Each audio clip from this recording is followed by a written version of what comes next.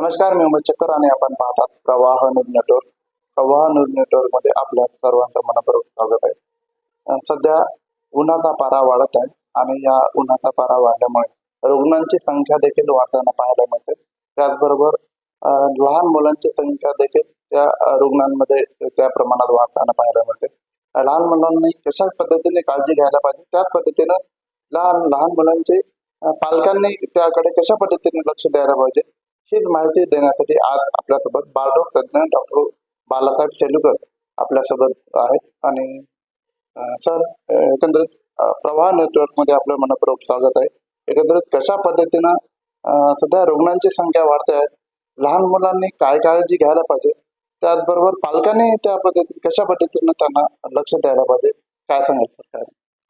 काय नमस्कार.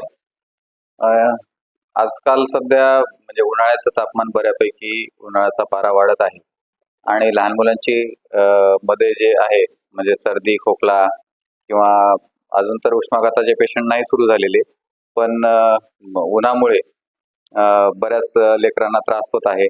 ह्याच्यामध्ये काय होतं की पालकांना वेगवेगळ्या ठिकाणी कार्यक्रम असतात, लहान मुलांना ते सोबत घेऊन जातात आणि लहान मुलांना सोबत नेला असताना दुपारी 12 ते 3च्या दरम्यान ज्या पद्धतीने उन्हाचा पारा चढत आहे त्याच्यामध्ये लेकरांना उन्हाचा पारा चढल्यामुळे लेकरं बऱ्यापैकी आजारी पडत आहेत.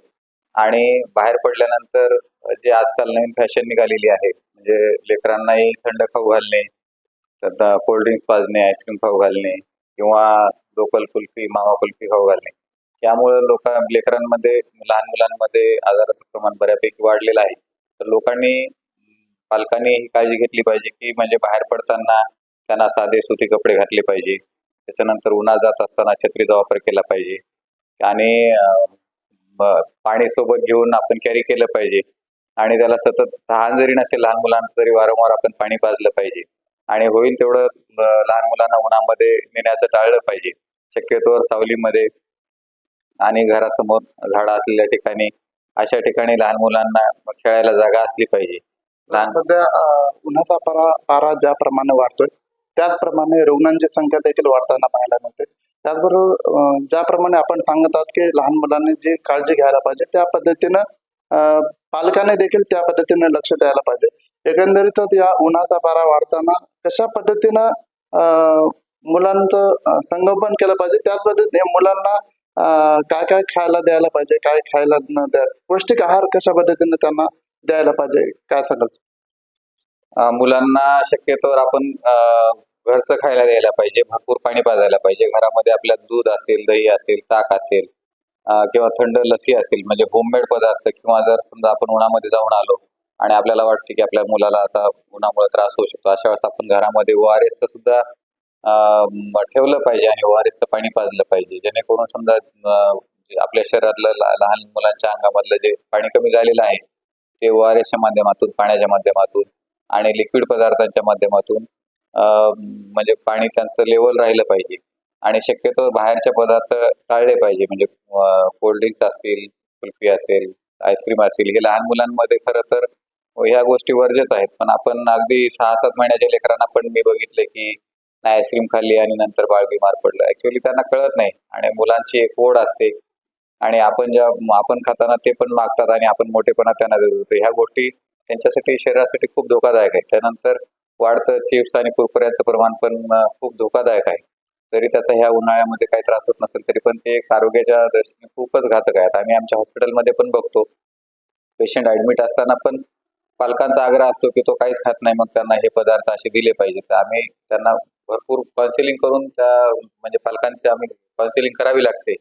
त्यामध्ये काही पालक आम्ही अशी काउन्सिलिंग करताना की नाही सर आमचं लेकरू रडतंय आणि बाळ रडते आणि तुम्ही आम्हाला अशा ह्या पद्धतीने सांगताय, पण हे आरोग्याच्या दृष्टीने हानिकारक असल्यामुळे आम्ही आमचं कर्तव्य करतो. बऱ्याच वेळेस पालक ऐकतात पण आणि त्याच्यातून मग नंतर ती काळजी पण घेतात.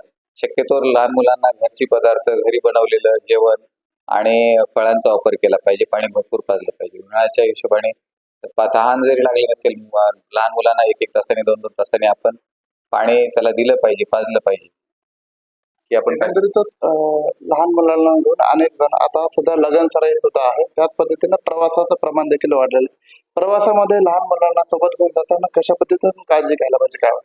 लहान मुलांना शक्यतोवर कसं आहे की आपण सुती आणि सचित्र असलेले कपडे आणि होईल तेवढं म्हणजे लाईट कलरचे किंवा व्हाईट कलरचे कपडे आपण त्यांना परिधान केले पाहिजे. त्यानंतर बाहेर पडताना आपण छत्रीचा किंवा एखाद्या मोठ्या उपकरणाचा वगैरे आपण वापर केला पाहिजे आणि होईल तेवढं आपण शक्यतोवर 12 ते 3 ह्या दरम्यान प्रवास टाळला पाहिजे आणि त्यांची उन्हापासून म्हणजे डायरेक्ट ऊन लागणार नाही याची आपण काळजी घेतली पाहिजे. म्हणजे डायरेक्ट सनलाईटमध्ये किंवा सूर्यप्रकाशामध्ये ऊन हे लहान मुलं हे एक्सपोज नाही झालं पाहिजे. आपण ही काळजी घ्या आणि शक्यतोवर मोटरसायकलवरती दुपारच्या वेळेस आपण प्रवास करणं टाळलं पाहिजे.